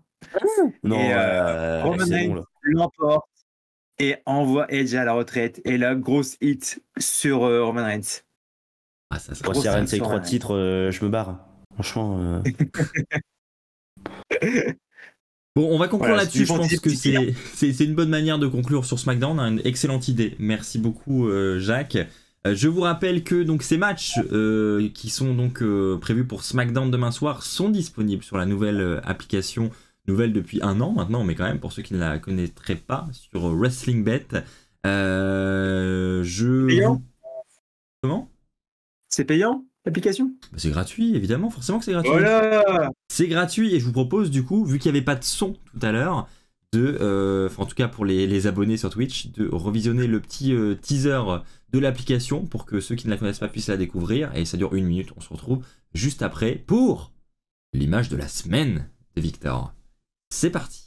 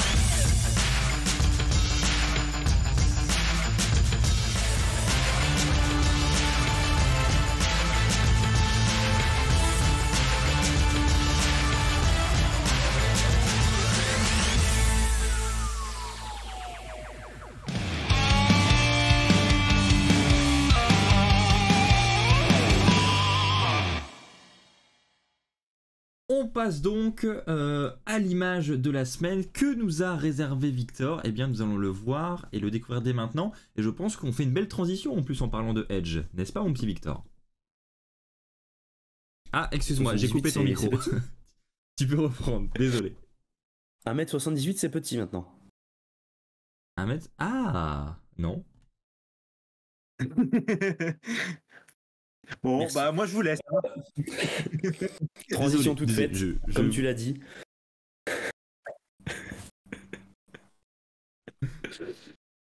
Transition toute faite, l'image s'affiche maintenant. Edge, un titre et puis s'en va. Bien sûr, je vais revenir sur la promo d'Edge. Moi, quand je l'ai vu il y a quelques heures, je me suis dit, mais le mec, il faut le mettre tout en haut de l'affiche. Et il le dit lui-même. C'est que, comme on l'a vu par la promo avec Univers 4, il fait du très très bon travail sur Twitter. Il traduit toutes les promos en français, donc je vous invite à le suivre sur les réseaux sociaux. Edge qui nous a délivré cette promo incroyable. Je pense qu'il est dans son ring qu'il a chez lui. Qu'il a des vieux posters, il a une petite bannière des Hardy Boys. On sent que voilà, il met en avant un peu les catcheurs avec qui il a aimé travailler. Parce que Jeff Hardy est l'un des meilleurs catcheurs au monde, ça personne n'en doute. Et du coup, Edge, un titre et puis s'en va. Pourquoi ce titre? Parce que dans cette promo, comme on l'a vu tout à l'heure, Edge, il fait un peu écho à sa fin de carrière, sa retraite annoncée. On s'en souvient notamment lors d'un Raw il y a quelques mois, il nous avait dit que voilà, lorsqu'il était à Toronto, il a dit voilà, Toronto, je vous adore, c'est toujours un plaisir de revenir ici. Et moi, je me vois finir ma carrière à Toronto. J'espère qu'en août prochain, j'aurai la chance de faire ce dernier match devant vous à Toronto. Et maintenant, on a l'impression que Edge a un peu changé son fusil d'épaule en termes de durée. Parce que là, Edge nous parle de ses envies de titre poids lourd, parce que c'est une ceinture qui pour lui compte énormément. Il revient notamment sur son passage de WrestleMania 27. WrestleMania 27 date, ou plutôt show, durant lequel il a conservé son titre World Heavyweight, donc cette même ceinture, revisité bien sûr, face à Alberto Del Rio. Et du coup, il a envie de remettre les mains sur cette ceinture, puisque comme il le dit, c'est un titre qu'il n'a jamais perdu, puisqu'il l'a simplement perdu parce qu'il a dû le rendre vacant. Vacant parce qu'il avait subi une très très grave blessure, qu'il avait éloigné des rings un bon bout de temps. Et du coup, Edge, un titre et puis s'en va, oui. Oui, ça fait rêver. Oui, il y a quand même un triple menace, il y a quand même un deuxième match 1 contre 1. Si tu peux afficher la deuxième image, Axel, normalement ça va s'afficher. Ce match face à Alberto Del Rio, qui c'est vrai que quand on voit le résultat et la suite de la carrière de Edge, on a peut-être des regrets sur le résultat, mais bon, on ne pouvait pas prévoir cette très très grave blessure. Mais moi, Edge, qui est World Heavyweight, même si c'est aux dépens de Seth Rollins, j'ai envie d'y croire parce que c'est vrai qu'historiquement, les champions, on va dire, les champions d'inauguration, c'est pas souvent des babyface adorés, c'est pas souvent des catcheurs à qui on a envie de donner le titre tout de suite.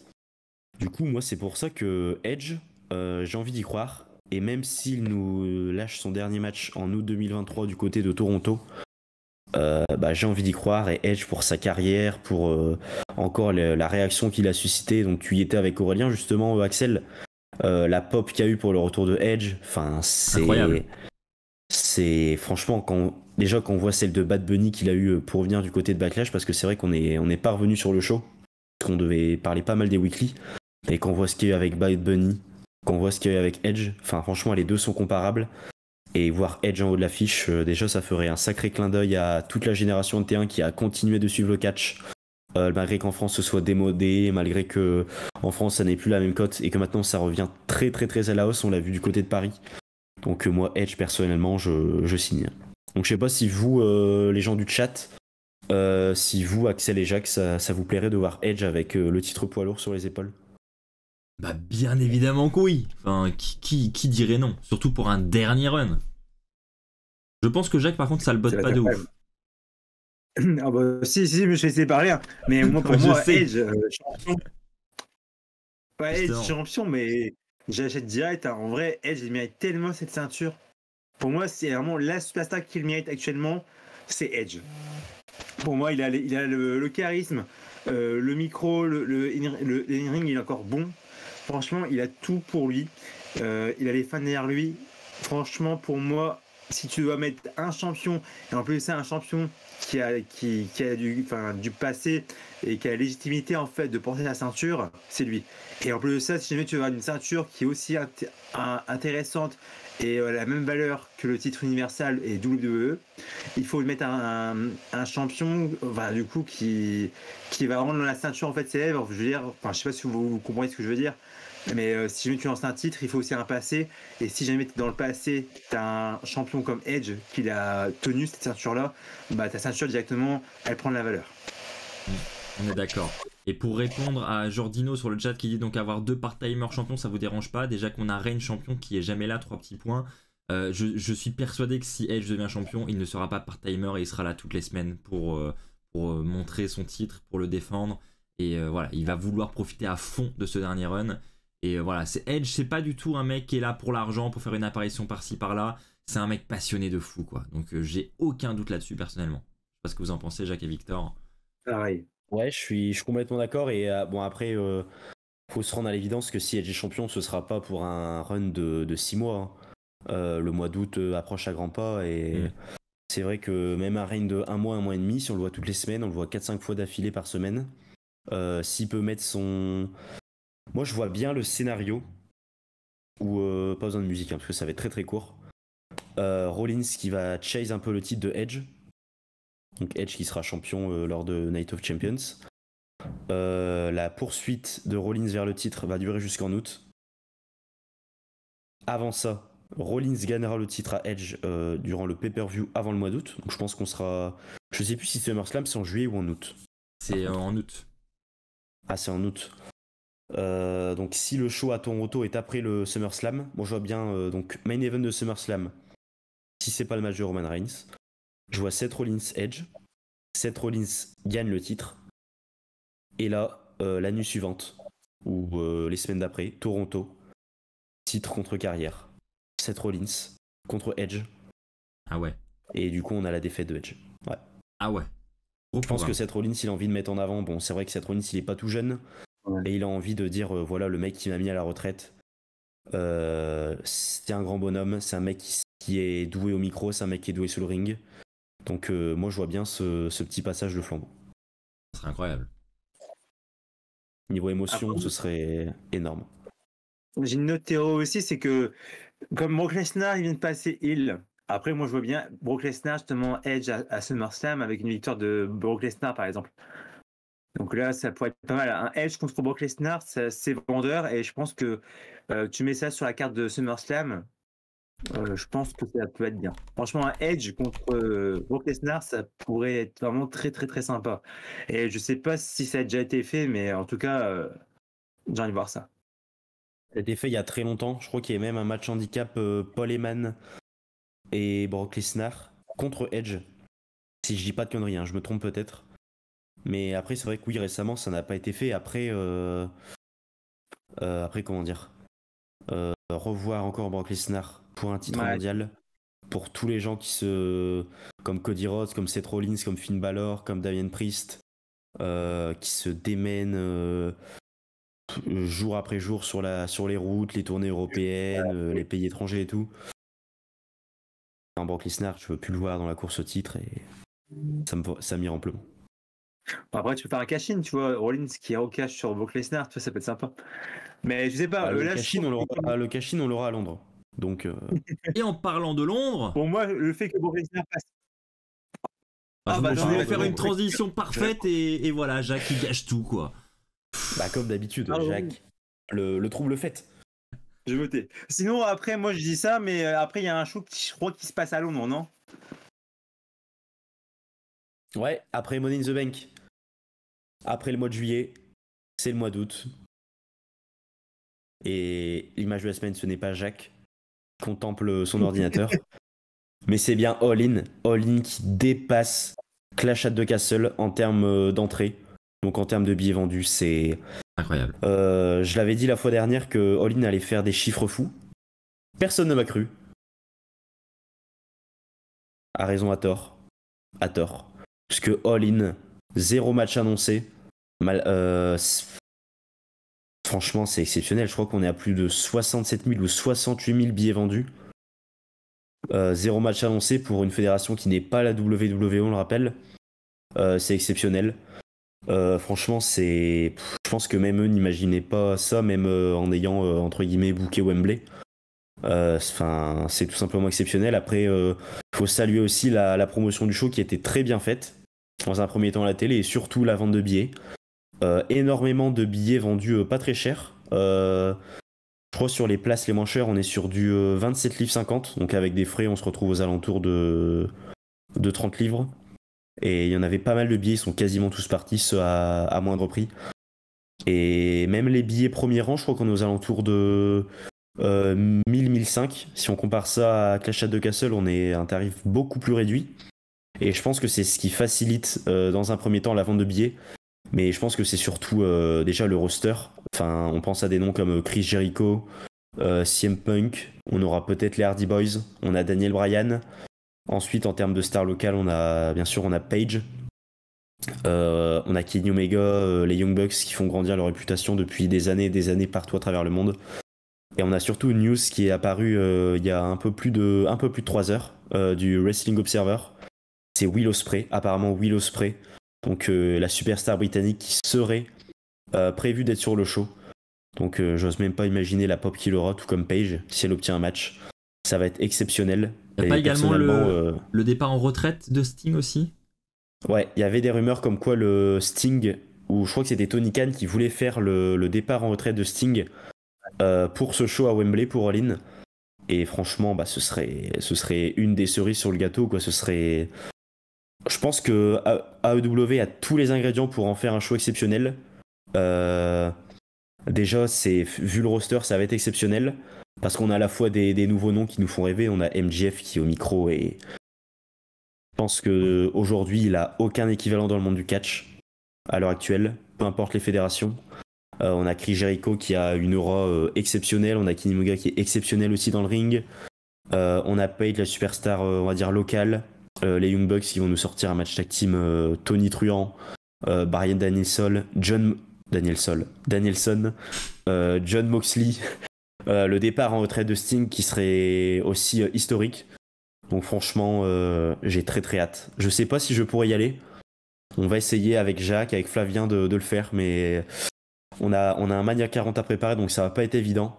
Mais on essaiera, ça c'est sûr. Et vous les amis, n'hésitez pas à dire dans le chat, j'ai vu que tout à l'heure il y avait Michael Hilo qui avait dit qu'il allait se rendre du côté de Wembley, donc n'hésitez pas à nous dire ce que vous avez prévu le 27 août, et si vous n'avez rien de prévu, foncez voir All In.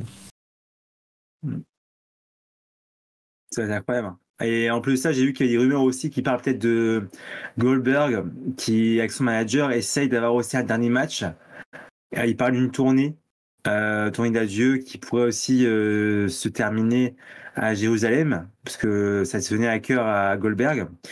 Donc, on pourrait avoir soit là-bas son dernier match, ou directement à All In. Je sais qu'il y a des rumeurs comme quoi aussi Goldberg serait intéressé pour faire un dernier match en Europe.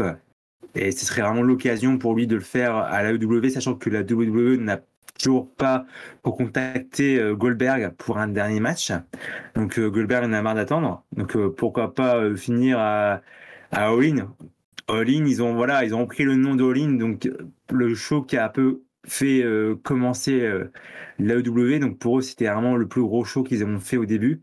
Donc là, le remettre en Europe, c'est qu'ils sont déterminés à marquer le coup. Et pour moi, ça va être le plus gros show de cette année en Europe, quoi. Pour moi, c'est l'un des plus gros shows de cette année. Et j'espère pouvoir faire partir. J'espère pouvoir y aller et partager ça avec vous tous, quoi. Je suis totalement d'accord avec tout ce que vous venez de dire, j'ai vraiment rien à ajouter. Le seul truc que je voudrais ajouter et qui a déjà été dit mais qui pour moi est très important, c'est le choix qu'ils ont fait concernant les prix de l'événement. Si ça pouvait au passage donner des idées à la WWE pour remplir davantage leur stade et pas se faire écraser par une jeune fédération comme la AEW au niveau des chiffres, sans en plus gonfler les chiffres, hein, parce que là on est sur une vente de tickets avec...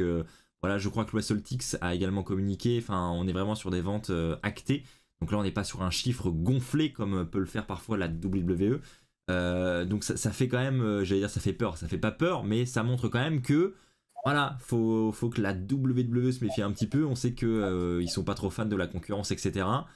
Et bah là, s'il vous plaît, faites quelque chose et offrez-nous aussi des possibilités d'aller voir un pay-per-view pour $30, pour $40. Et là, vous aurez là aussi beaucoup plus de monde qui pourra faire le déplacement pour aller au show. Parce qu'aujourd'hui, un pay-per-view de la WWE, des places à $30, vous n'avez pas, quoi. Clairement pas. On le voit à Money in the Bank. Hein. Aujourd'hui, là, vous allez sur la page. Bah après, c'est quasiment soldat, donc c'est différent. Mais j'y suis encore allé cet après-midi.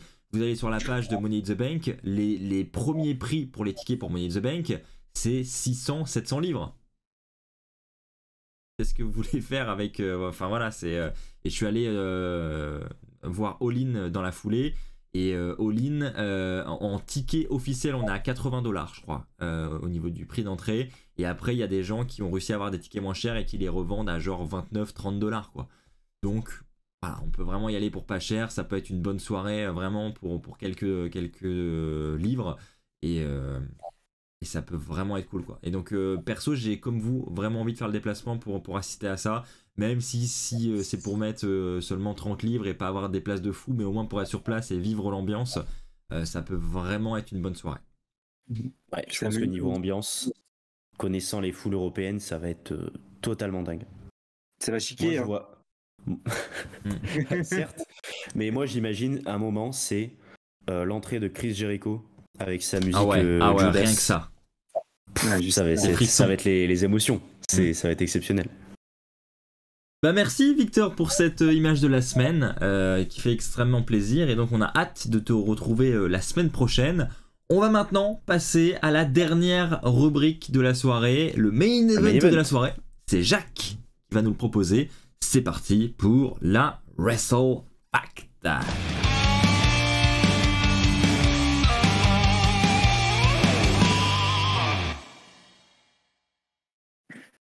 Un retour cette semaine. Et c'est ça. Donc, on va parler d'une superstar qui a fait son retour. J'ai spoilé tout à l'heure. Alors, parce que pour info, je ne vois pas ce qu'a préparé Jacques, donc je savais pas qu'il allait en parler ce soir. Mais c'est rien, après, tu as bien fait de le dire, parce que voilà, je voulais en parler. On va parler d'une superstar qui a fait son retour cette semaine. La foule a donné de la voix. Je vais bien parler de Dana Brooke. Non, parlons plus sérieusement. On va mettre la foule après. Donc, Axel, je t'invite à mettre la petite foule juste C'est vrai après. que toi, tu es feignant, tu es pas comme Victor. Moi, je dois tout faire. C'est vrai, j'avais oublié. Ouais, désolé, hein. J'ai travaillé un petit peu, je sais que t'étais fatigué, mais on va parler du retour de cette semaine. Ah, Il y a Carlito de Puerto Rico. Alors, on va parler un peu de Carlito. Donc, on va passer sur un petit quiz, donc une petite question sympa. Donc, c'est la question juste après qui va s'afficher. Donc, pour vous, est-ce que vous avez une bonne mémoire? Si oui. Comment s'est déroulé le premier match TV de Carlito à la WWE? On va Donc, voter. la première proposition. Il se fait battre par Tori Wilson en 45 secondes. Et la deuxième option, c'est il bat John Cena et devient champion des États-Unis. alors, on va voter. Donc, 1 pour Non. il se fait battre par Tori Wilson en 45 secondes et 2 pour il bat John Cena pour devenir champion US. Vous pouvez voter sur le chat également avec les emojis. Et nous sommes d'accord avec Victor. Pour la réponse 2, il bat John Cena et devient champion US. D'accord, c'est noté. Là, dans le chat, il y a une réponse. Alors, je sais pas si je les ai endormis ou ils sont tous partis. Ah, on Et a la un réponse, 2 également, c'est, c'est 50-50. Ah, ça y est, 3. Et le 2 qui sort. Ah, on a un 1 également. Alors, je pense que c'est le temps d'aller chercher sur Wikipédia. Alors, dis Bon, le je tout. dis la réponse. Alors, la réponse est bien la 2. Vous avez raison. Donc, pour son premier match, il bat John Cena à SmackDown et devient champion des États-Unis. Comme vous pouvez le voir sur cette petite photo que j'ai mis juste là. Alors en vrai c'est un segment qui m'intéresse de ouf et qu'il va falloir que j'aille voir parce que honnêtement j'en ai aucun souvenir. J'ai mis ça par déduction. Parce que je me rappelle que effectivement Carlito était champion US mais il y a très longtemps et j'avais aucun souvenir de son run et donc je me suis dit que c'était sûrement vieux et que c'était probable que ce soit face à John Cena mais c'est simplement de la déduction. J'en ai aucun souvenir pour le coup. C'est bien ça. Et il me semble Et toi, de Victor tête que c'est John Cena qui revient le premier. moi, ça me disait quelque chose, le fait que Carlito batte John Cena à ses débuts pour le titre. Donc, j'ai envie de dire, la question tombait à pic. Moi je me rappelle de ses premiers shows à Carlito, enfin ses premiers talk shows sur le ring où il y avait les palmiers, le hamac, etc. Là, ça c'était vraiment à ses tout débuts. Mais la victoire pour le titre, aucun souvenir pour le coup. Mais merci Jack du coup pour nous remémorer tout ça. C'est top. Bah, il faut, hein, je pense qu'un moment de nostalgie comme ça, c'est plaisant. Et puis pour ceux qui l'ont découvert du coup à Backlash, bon, moins pour vous, moins vous savez, ses débuts, bon voilà, des débuts fracassants pour Carlito. On va parler aussi de Carlito et des dames. Vous allez me dire pourquoi. Alors, je vais vous raconter une petite histoire. Ça s'est passé avec Trish Stratus. Carlito a été très souvent mis en duo avec des catcheuses pour des storylines, donc souvent pour l'humour, pour de la romance. On peut compter sur Tori Wilson, Brie Bella, Rosa Mendes, mais également Trish. Sa relation à l'écran avec Trish Stratus était un tel flop qu'au bout de quelques semaines, la storyline s'est arrêtée parce qu'il n'y avait pas d'alchimie en fait entre les deux, et c'était vraiment un vrai flop.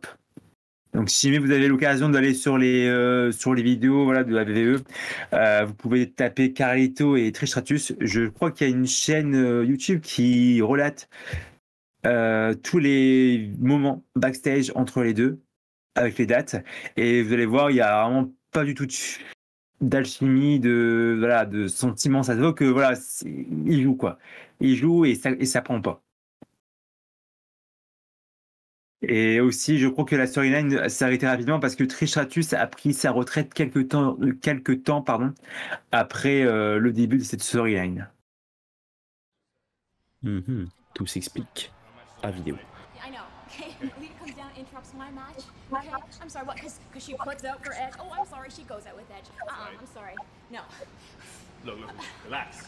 No, I'm not gonna relax. You know what I'm gonna do? I'm gonna go down there tonight. I'm gonna whoop that trick. Yeah, that's what I'm gonna do because I've been wanting to do this for a long time. Yeah, I'm gonna whoop that trick. That's what I'm gonna do. Okay, let's She whoop called that. me a no-talent slut. I'm sorry. You calling me? No. Let's go up. Ah oui.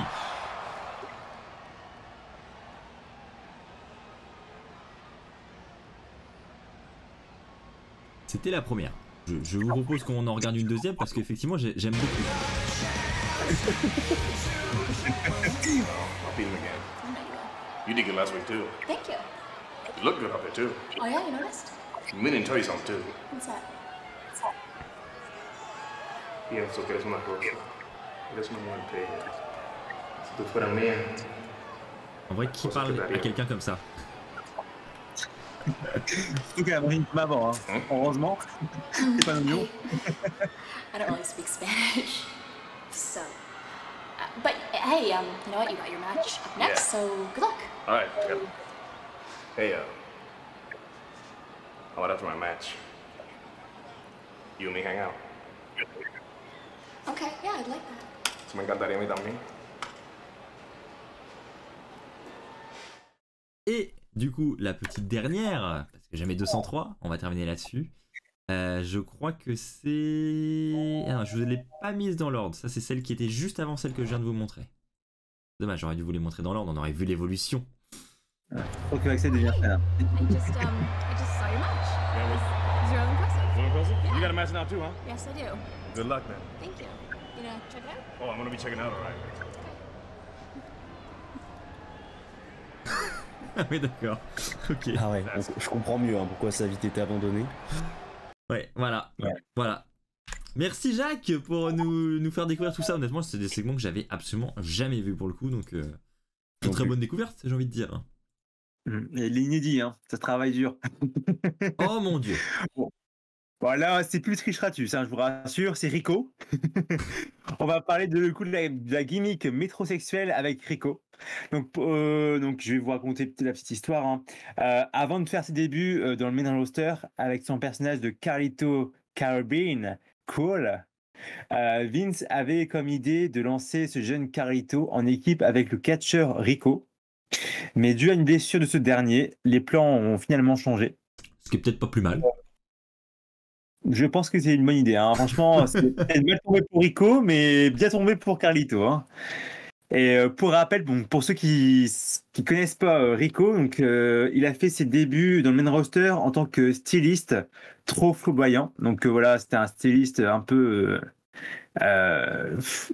mis en valeur. C'était un peu, voilà, vous allez voir, vous allez comprendre. J'arrive pas à décrire ça, mais vous allez voir sur les réseaux. Et Rico, du coup, devait faire équipe avec Carlito. Il devait avoir une gimmick en commun, du coup, où ils étaient un peu, voilà, entre les deux, habillés, voilà, triggerly, quoi. Effectivement, c'est le moins qu'on puisse dire avec la photo. Et j'ai vu une petite photo de Rico, je crois, du coup, ce catcheur-là. Maintenant, il me semble qu'il est devenu policier. J'ai eu une photo de lui en policier récemment. Alors, on espère qu'il a changé de tenue, du coup. Ouais. Il a laissé dans les vestiaires, je pense. Mais en tout cas, voilà. Donc, pour ceux qui demandaient auprès de Nico, hein, Rico, pardon. Rico va bien et il est policier.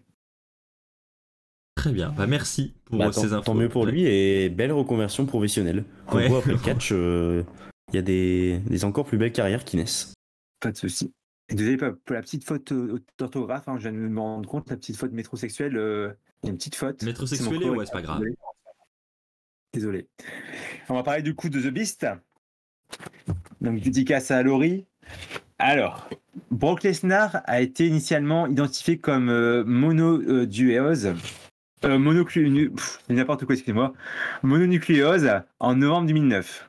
Mais a été considéré comme un cas grave de diverticulite. Donc, une chirurgie a été nécessaire immédiatement parce que la maladie était si grave qu'elle était presque mortelle pour lui. La chirurgie est rarement utilisée pour traiter cette maladie et n'est pratiquée que lorsque le danger d'infection ou d'autres problèmes de santé le rendent nécessaire. Donc, pour ceux qui ne savent pas, ce que c'est que la diverticulite, c'est une maladie du tube digestif qui, généralement dans le gros intestin, où de minuscules poches se forment dans le côlon du patient. Ces poches sont appelées diverticules. Et lorsqu'elles s'enflamment, une diverticulite est diagnostiquée. Pendant ses vacances au Canada en 2009, par exemple, Lesnar a été transporté d'urgence à l'hôpital pour une douleur atroce. Il a subi une autre intervention chirurgicale en 2011. Dans son livre Dead Clutch, Brock décrit cette maladie comme si on te tirait dessus au niveau du ventre et en fait on mélangeait du tabasco avec d'autres mélanges et on te faisait ça vraiment bien profond quoi. Et on connaît tous Brock Lesnar. On sent que voilà, s'il dit ça, c'est que c'est pas de la gnognotte. Bien sûr.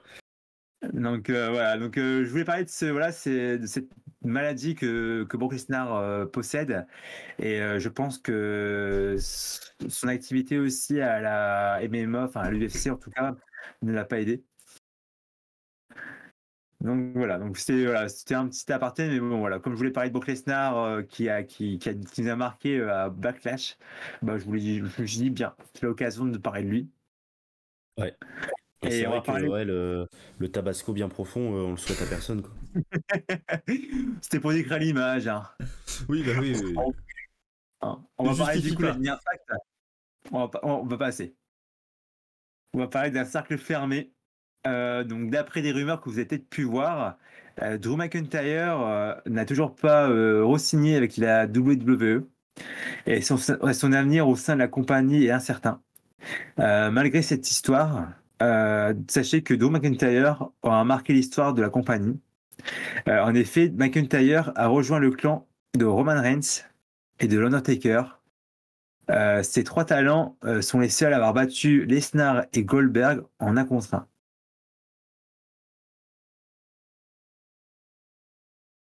Ok. Putain, je pensais pas qu'ils étaient si peu. J'aurais pensé qu'il y aurait des gens comme The Rock ou peut-être... Non, pas Steve Austin. Moi, j'aurais mis The Rock dedans, mais non. Si tu le dis, c'est qu'il l'a jamais battu les deux, donc... Pareil, voir Drew McIntyre avec 2 gros noms comme ça, c'est admirable. Et j'espère qu'il va re-signer quoi. Pour l'instant, j'ai vu une news comme quoi son contrat devrait s'arrêter du coup en janvier 2024. Donc j'espère en tout cas que... On ne sait pas les raisons du pourquoi il ne re-signe pas. Il me semble qu'ils avaient fait une première offre pour le re-signer, mais que le salaire ne lui convenait pas. Et McIntyre a trouvé ça dégradant et insultant en fait par rapport à tout son travail actuellement. Donc il a refusé l'offre et depuis la WWE n'a pas remis d'offre sur le tapis. Donc du coup on attend juste que la WWE du coup lui propose un meilleur contrat et dans ce cas-là peut-être que McIntyre dira oui. D'accord. Bah, affaire à suivre, on en reparlera très probablement dans le podcast parce que la news va forcément tomber un jour ou l'autre. Et donc on en reparlera à ce moment-là. Bah, en tout cas, merci Jacques pour cette belle chronique. Beau main event hein, pour le podcast cette semaine. Surtout le petit passage sur Carlito, ça a été ma petite pépite cette semaine. Et le Lesnar aussi bien profond, sympa. Merci beaucoup Jacques. Je t'en prie. Merci. C'est ainsi, les amis, que va se terminer ce podcast. Merci à tous de l'avoir suivi. J'espère que ça vous a plu. J'espère que vous avez passé un très très bon moment à nos côtés. Merci encore une fois Victor, Jacques. Merci à tous. Un mot de la fin peut-être. Ça va être très profond pour moi. Hein, je peux pas partir avec un autre mot. Victor. Moi, ce sera le mot Tabasco. Alors. Tabasco, très profond. Jacques. C'est ça. Je vais essayer de relever un peu le niveau, désolé les gars, mais... c'est ton niveau, hein, excuse-nous, mais là pour le coup... Ouais, mais là, sorti hors contexte, non merci. Hein. Donc là, je voudrais juste passer un petit coucou du coup aux chroniqueurs qui sont pas là, du coup à Hugo, à Flavien et à Louis. On pense fort à vous et puis j'espère que vous allez revenir prochainement en forme dans l'émission. Merci Jacques pour ton petit mot. On se retrouve donc la semaine prochaine les amis, tout comme tous les jeudis soirs à 21h. On ne sait pas encore quel sera le programme de la semaine prochaine, ça va dépendre de l'actualité, mais je suis sûr qu'on aura beaucoup de sujets à aborder. Et entre autres, on devrait connaître peut-être d'ici là la finale de ce tournoi pour le titre World Heavyweight. On a plus que hâte. Merci à tous, passez une bonne soirée, passez une bonne nuit, et à la semaine prochaine les amis. Ciao.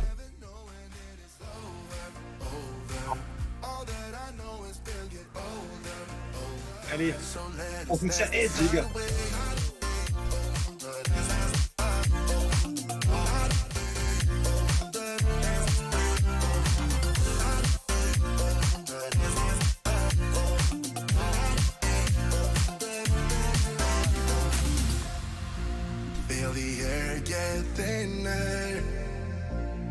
standing in a blurry dream.